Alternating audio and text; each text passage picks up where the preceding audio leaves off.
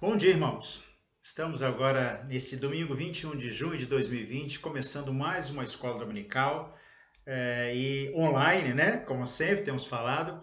E a nossa lição, já conhecida, a expressão, cujo tema desse trimestre é Igreja em Apuros, lições das 7 igrejas do Apocalipse. A nossa lição hoje é a lição de número 4, o texto básico é Apocalipse 2, de 8 a 11, e a carta é a segunda igreja, a segunda carta que nós vamos estar estudando, que é a igreja de Esmirna.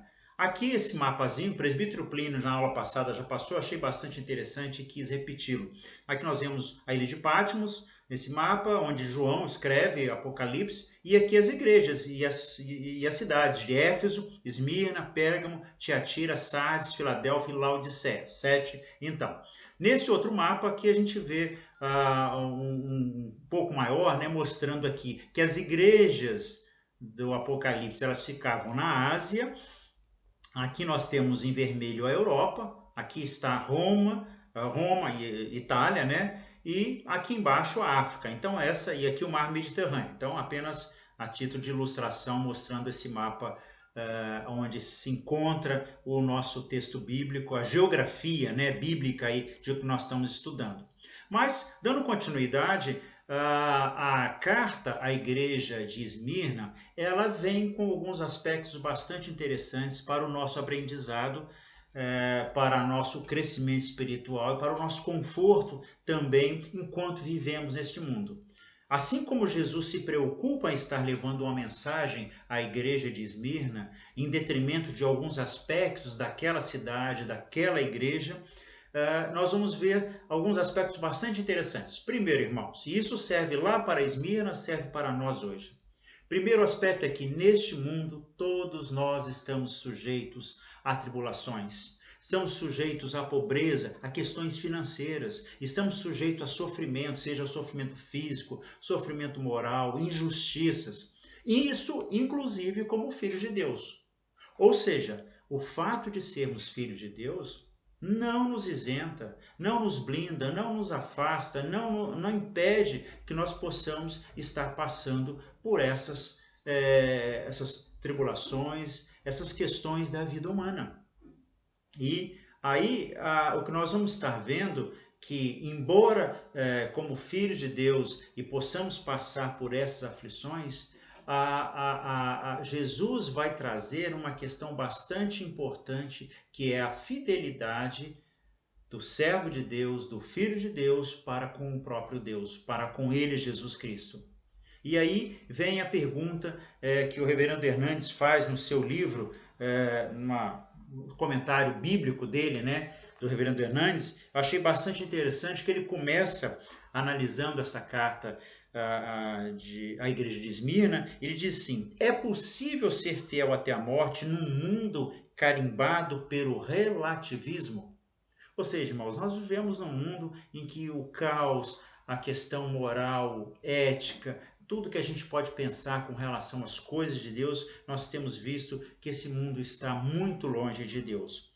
E aqui nós vemos que a lição nós vamos estar estudando, nós vamos ver que o sofrimento revela quem é fiel e quem é conveniente. Aqui vemos uma igreja sofredora, uma igreja perseguida, uma igreja pobre, uma igreja caluniada, uma igreja muitas vezes aprisionada, eles eram muitas vezes presos, enfrentando inclusive a própria morte.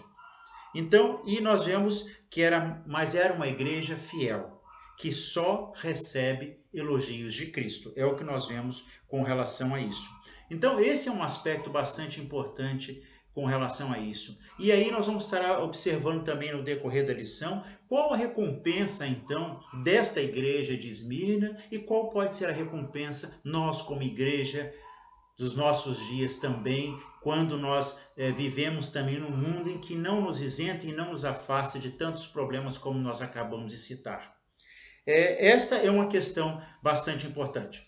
Mas ainda a igreja de Esmirna e a cidade de Esmirna, o texto, Jesus, eu sempre digo e sempre tenho dito nas minhas aulas que Jesus ele era é o mestre dos mestres, porque a comunicação que ele fazia, o uso de parábolas, o uso do contexto dentro do que ele falava, eu acredito que ele sempre procurava usar as palavras, as comparações, né, as ilustrações, da melhor forma possível para que as pessoas pudessem entender. E a gente vê que ele vai abordar alguns aspectos que, dentro do contexto da cidade, da igreja, eles poderiam talvez até entender melhor. Ou seja, quais aspectos nós podemos citar nesse aspecto? Primeiro, a igreja de Esmirna era uma igreja pobre numa cidade rica.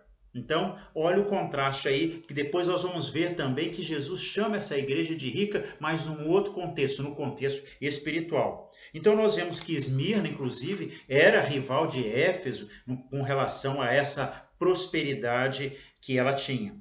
Mas nós vemos também que a igreja e a cidade de Esmirna era uma das cidades mais fiéis a Roma no quesito da questão da contribuição, dos tributos e etc. Esmirna sabia muito bem o significado da palavra fidelidade. De todas as cidades orientais, havia sido a mais fiel a Roma. Então esse é um aspecto que nós vamos estar vendo aí entre fidelidade e não fidelidade. A cidade era fiel a Roma, vejam bem, e a igreja de Esmirna era fiel a quem? Ao Senhor Jesus, ao Senhor da igreja. E nós vemos também que a cidade de Esmirna era uma cidade de jogos atléticos. Ou seja, Esmirna tinha um estádio onde todos os anos se celebravam jogos atléticos, famosos procedentes de todo o mundo. E o que acontecia? Os jogadores disputavam uma coroa de louros. E aí, para os crentes dessa cidade, Jesus prometeu a coroa da vida. Então, ser cristão em Esmirna era um risco de perder os bens e a própria vida. Essa igreja pobre, caluniada e perseguida só recebe elogios de Cristo. A fidelidade até a morte era a marca dessa igreja. Como podemos aprender com essa igreja a sermos fiéis? Essa é talvez a tônica maior dessa lição de hoje, dessa carta que nós vamos estar vendo à igreja de Esmirna. E o texto, irmãos, é o texto de Apocalipse 2, de 8 a 11. Nós vamos falar versículo a versículo, então nós vamos fazer a leitura durante o comentário desses versículos, tá? Então, por isso, para que nós, no nosso tempo, não extrapolarmos muito o nosso tempo de aula.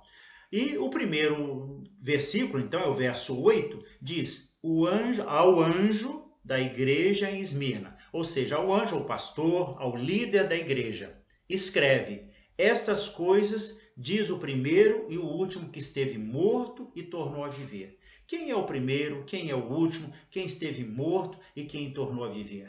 É o próprio Senhor Jesus se apresentando para a igreja. É uma apresentação diferente de todas as outras cartas. Podem ver que nós já estudamos as seguintes, e em nenhuma delas ele se apresenta como ele se apresentou à igreja de Esmirna. Ou seja, eu diria que é uma apresentação apropriada, é uma apresentação encorajadora para essa igreja. A igreja é essa que está sendo avisada, ou seja, que ela enfrentaria tribulações, e Cristo, dentro desse contexto, quando ele fala que ele é o primeiro, o último, que ele esteve morto e tornou a viver, ele está querendo lembrar à igreja que ele, o próprio Senhor Jesus, também enfrentou um processo de dor e sofrimento para conquistar a sua vitória. Assim como a igreja também haveria de conseguir a sua vitória, mas através de sofrimentos e de tribulações. O Senhor Jesus, quando se apresenta, ele está mostrando à igreja que ele estava na glória com o Pai, mas ele se fez homem, ele se humilhou, ele passou por todo o processo que nós sabemos da história do seu ministério.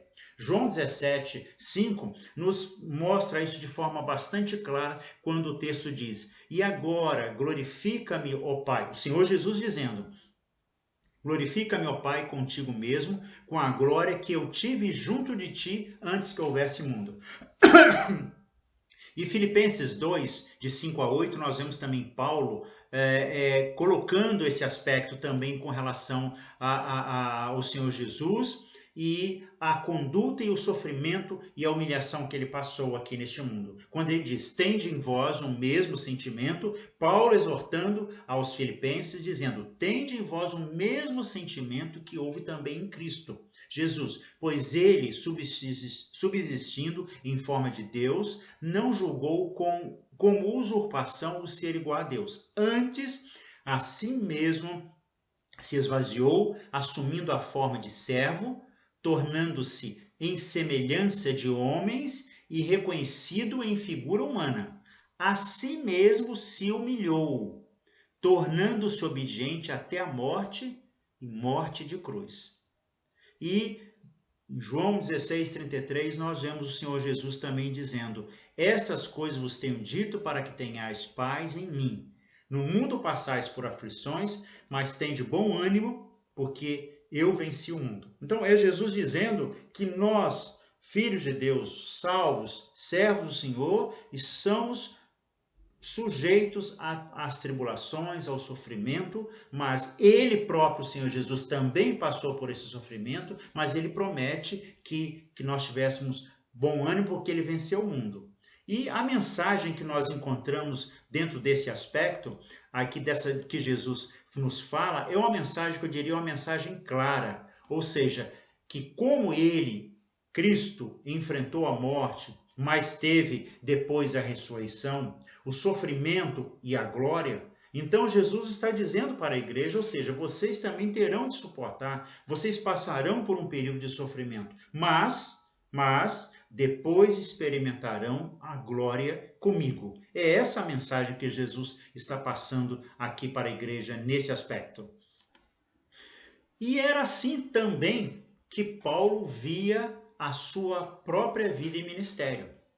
Paulo, em Colossenses 1, verso 24, o que ele nos diz? Agora me regozijo nos meus sofrimentos por vós, e preencho o que resta das aflições de Cristo na minha carne, a favor do seu corpo, que é a igreja. Veja bem, Paulo dizendo que ele se regozijava, que ele se alegrava nos sofrimentos, veja bem, se alegrava nos sofrimentos, e para preencher o que restava das aflições de Cristo na carne, na própria carne, a favor o quê? Do corpo, a favor da igreja. E preencher o que resta das aflições de Cristo é estar em parceria com Cristo. É experimentar o que ele também experimentou, em alguma medida. Cristo sofreu de uma vez por todas, por nós, comprando a nossa redenção. Mas Paulo aqui, ao dizer o que resta, ele vincula, ou seja, ao Senhor Jesus aos nossos sofrimentos presentes e de todas as igrejas por todos os séculos. Esse conceito, inclusive, se confirma em outros textos bíblicos, como 2 Coríntios 4:10, 2 Timóteo 2, 11 e 12. Textos esses que comprovam a solidariedade de Jesus com a igreja e as suas tribulações. É Jesus sendo solidário, é Jesus dizendo, olha, eu passei por isso, mas tem de bom ânimo porque eu venci o mundo, vocês também vão vencer, vocês vão ter a recompensa. O mesmo acontece com Esmirna. Ela não sofreria sem motivo, não sofreria não por mera casualidade, mas por um propósito claro, que era participar do sofrimento de Cristo, assim como Paulo também se propõe dentro desse conceito. E agora nós vamos então ao verso 9.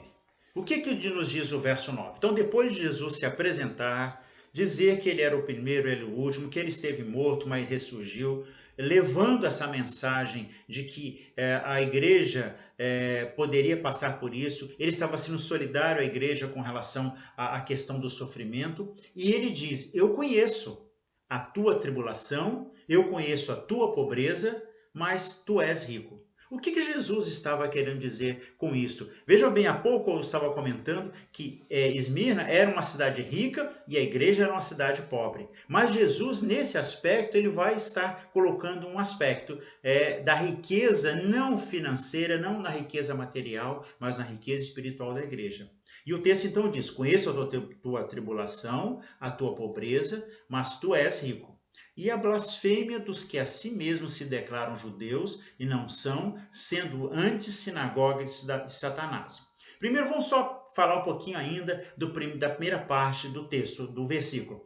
A condição social da igreja sinaliza sua condição espiritual e moral. Mas isso nunca é uma determinante com relação ao que nós podemos dizer. Ou seja, em nossos dias, muitas igrejas podem apresentar uma arrecadação maior, podem ter uma aparente prosperidade financeira nos seus templos e etc. Mas será que isso é um determinante do seu grau de espiritualidade?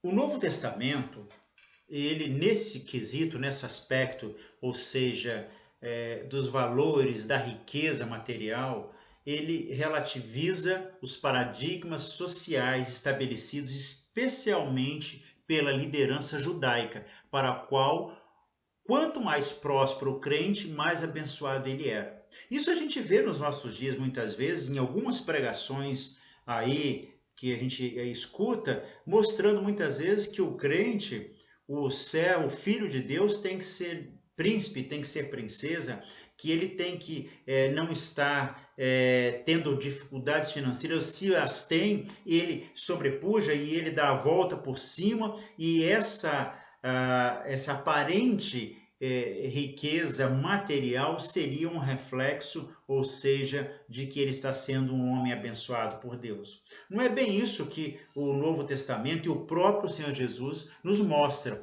principalmente no episódio do jovem rico, que nós vemos que o jovem rico procurou o Senhor Jesus, querendo saber sobre como ele teria a vida eterna, e Jesus pergunta se ele sabe os mandamentos, e ele prontamente diz que sabe os mandamentos, que sabe e os observava desde a sua juventude, mas Jesus, quando o confronta com relação à sua riqueza, quando ele diz que ele precisaria desfazer de todos os seus bens para seguir o Mestre, nós vemos que ele então saiu triste ao ouvir que precisava desfazer dos seus bens. Então Jesus declarou: quão difícil entrarão no reino de Deus os que têm riquezas. Espantado, os seus ouvintes perguntaram: sendo assim, quem pode ser salvo?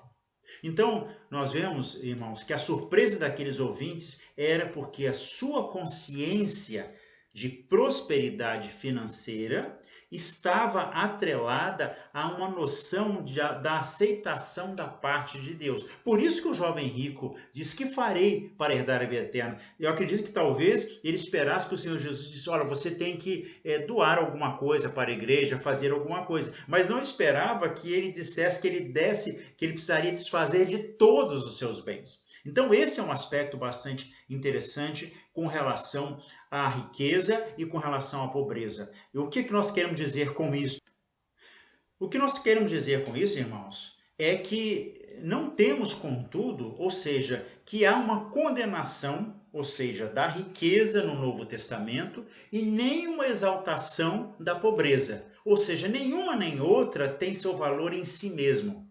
Mas nós vemos que há um ensino sólido de que a condição espiritual de uma pessoa independe da sua circunstância material. É Paulo quem nos ensina, quando lá em Filipenses 4:10, dos versos de 10 a 13, que ele diz: digo isto não por causa da pobreza, porque eu aprendi, Paulo dizendo, a viver contente em toda e qualquer situação. Tanto sei estar humilhado, como também ser honrado. De tudo e em todas as circunstâncias já tenho experiência, como tanto na fartura, ou seja, na riqueza, como na pobreza, na fome, assim de abundância como de escassez. Então o próprio apóstolo Paulo também nos dá conta que não é a pobreza, não é a riqueza, não é a abastança, não é a fome, não é a fartura que vai determinar o grau de espiritualidade, mas sim a sua posição diante do Senhor Jesus, diante do nosso Deus. E assim, irmãos, nós vemos que Deus muitas vezes, ele, para nos ensinar a confiar nele, para nos ensinar a depender dele, muitas vezes ele faz uso da pobreza. Muitas vezes ele faz uso da tribulação, faz uso da doença, faz uso do sofrimento na nossa vida, e como acontecia na igreja de Esmirna. É provável que devido à perseguição dos próprios judeus, ou seja, a igreja de Esmirna, ela não só era perseguida pelos próprios judeus, nós vamos ver no texto, e dos romanos, os cristãos daquela igreja estivessem perdendo seus empregos, o que naturalmente aumentava a angústia e a falta de condições para a subsistência básica deles. Então, e além disso, o que nós vemos além disso com relação a essa questão? Que o Senhor Jesus antecipa que eles também deveriam se preparar, porque as tribulações aumentariam. Devido a quê? Então, Jesus prepara eles também com relação a isso, a blasfêmia dos que a si mesmos se declaram judeus e não são, sendo antes sinagoga de Satanás. Esse texto do versículo 9 do capítulo 2 de Apocalipse, quando fala sinagoga, antes sinagoga de Satanás, eu achei bastante interessante. Fui procurar aqui na Bíblia de Estudo de Genebra, né? E lá tem um comentário bastante interessante com relação à sinagoga de Satanás. O grupo de membros da sinagoga judaica em Esmirna era composto de judeus que haviam recusado a mensagem a respeito da vinda do Messias. Embora professassem cultuar a Deus, a oposição que faziam aos cristãos demonstrava que eles, de fato, estavam sob o poder satânico das trevas. Então, achei bastante interessante trazer esse comentário com relação ao que a gente vê aqui, quando Jesus diz que eles passariam por perseguições, que as tribulações aumentariam em função não só dos romanos, do Império Romano, mas também dos próprios irmãos judeus da sinagoga, que revelavam alguns aspectos bastante importantes. Primeiro, aqueles judeus eram instrumentos de Satanás, o que não era nenhuma novidade. Desde quando Jesus denunciou as reais motivações do coração dos judeus. Lá nós vemos isso em João 8,44. Paulo esclareceu aos romanos que a verdadeira identidade espiritual judaica israelita não deriva da sua origem biológica, ou seja, não era a questão da circuncisão, mas era a circuncisão, eu diria, espiritual. Era o batismo, não era a questão que eles tinham voltada lá para o Velho Testamento, as leis mosaicas, etc. Romanos 2, 28 e 29, Gálatas 3, 6 e 7, nós vemos Paulo fazendo esses comentários. Portanto, os judeus, então, que rejeitavam o Messias, o Senhor Jesus, estavam mais identificados com o diabo do que com Deus e as antigas promessas que eles, embora tivessem conhecimento, eles não conseguiam enxergar. Então, o fato da comunidade judaica ser identificada como composta por falsos judeus, sendo sinagoga, como o texto bíblico diz, de Satanás, confirma novamente que a igreja é vista por Cristo como sendo o verdadeiro povo de Deus, o verdadeiro Israel de Deus. Podemos perceber, então, na situação que a igreja de Esmirna, ela tinha dois problemas que devem chamar a nossa atenção nas igrejas atuais: perseguição e pobreza. E nós sabemos que ninguém quer nenhuma dessas dificuldades. E quando elas aparecem, podem levar as pessoas a deduzirem que quem as enfrenta não é fiel. Ou seja, se tem pobreza, se tem perseguição, não é fiel. Isso aí talvez esteja muitas vezes nas pregações que a gente encontra aí de falsos profetas, falsos pastores, usando textos bíblicos em que só exaltam a prosperidade, só exaltam as vitórias, mas quando se deparam com perseguição, pobreza, a palavra não é colocada como aquilo que faz parte da vida do cristão, faz parte da vida cristã, porque se não for assim, Jesus não teria dito que nós iríamos passar por aflições, mas que nós tivéssemos bom ânimo, porque ele venceu o mundo. E aí nós chegamos, irmãos, no verso 10, O verso 10 nos diz: não temas as coisas que tens de sofrer. Veja bem, eu acho que é uma palavra muito de acolhimento, de incentivo, de estímulo, de cuidado do Senhor Jesus com a igreja quando ele diz: não temas as coisas que tens de sofrer.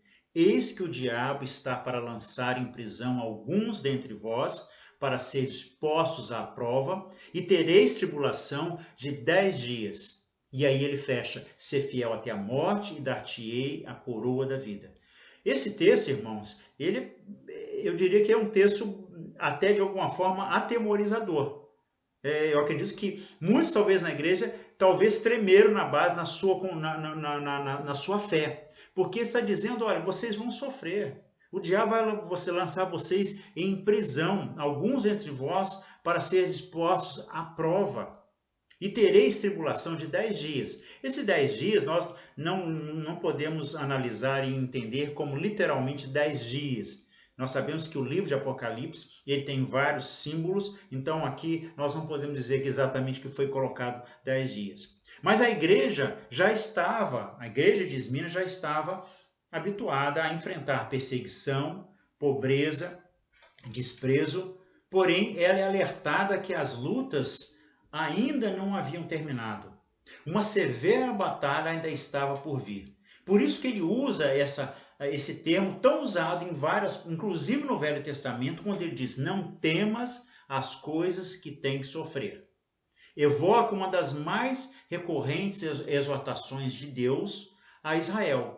Não temas, nós fomos procurar em Gênesis 15, 1, 26, 24, Deuteronômio 1, 21, Josué 1, 9, Provérbios 3, 25, Isaías 41 e tantos textos bíblicos que nós poderíamos citar agora, é quando Deus diz a seus filhos, diz a seu povo e Jesus diz à sua igreja: não temas. E o Senhor Jesus ecoou essa mensagem, essa mesma mensagem, quando alertou aos seus discípulos de que sofreriam tribulações. Marcos 10, 26 e 28, nós encontramos Jesus ecoando essa mensagem também aos seus discípulos. Assim, irmãos, a provação, as tribulações, o sofrimento, a dor, a injustiça, as crises financeiras, a pobreza, tudo isso é real e está na agenda de Deus para todo o seu povo. Mas isso não significa, isso não marca o fim da história. Deus é quem dá a palavra final e a sua palavra é de vitória. Por isso, Esmirna, assim como nós, é encorajada pela recompensa final, ou seja, a coroa da vida. É o que diz o texto quando diz: ser fiel até a morte e dar-te-ei a coroa da vida. Era a coroa da vida, a coroa era não uma grinalda, louros e flores que os atletas vencedores ganhavam nos esportes, nas suas competições, contrastando com a coroa que Jesus daria à igreja e nos promete a nós também, que era incomparavelmente melhor e mais gloriosa, ou seja, a coroa da vida. Ela não era de flores, mas era de vida, ou seja, daquele vencedor que de nenhum modo sofrerá dano da segunda morte. Então o verso 11 diz: quem tem ouvidos, ouça o que o Espírito diz às igrejas. O vencedor de nenhum modo sofrerá dano da segunda morte. E aí esse aspecto da segunda morte que o texto nos fala, nós vamos entender da seguinte, o aspecto que nós vamos entender com relação a isso.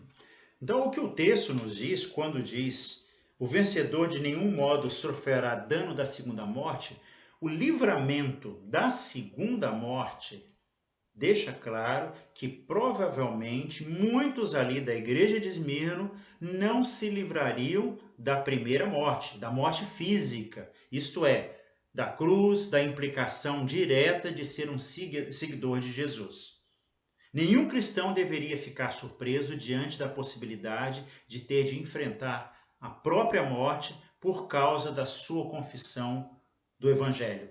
mas talvez essa seja uma consequência de vivermos num mundo hoje de liberdade religiosa e conforto no mundo ocidental. Isso então talvez, irmãos, lá na igreja de Esmirna fosse uma realidade muito forte, muito presente que eles esperariam. Graças a Deus, hoje não vivemos, embora nós sabemos que algumas partes do mundo, nós sabemos de missionários muitas vezes sendo assassinados aí em locais onde o evangelho é proscrito, onde o evangelho não é aceito, mas nós que vivemos aqui no Brasil não temos essa liberdade religiosa, graças a Deus.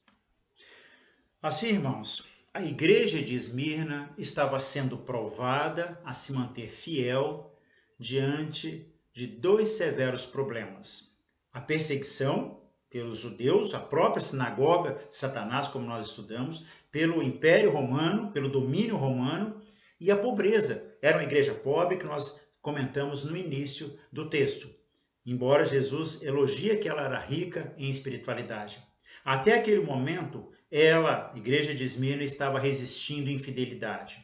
E o Senhor Jesus revela a sua apreciação e zelo por esta igreja.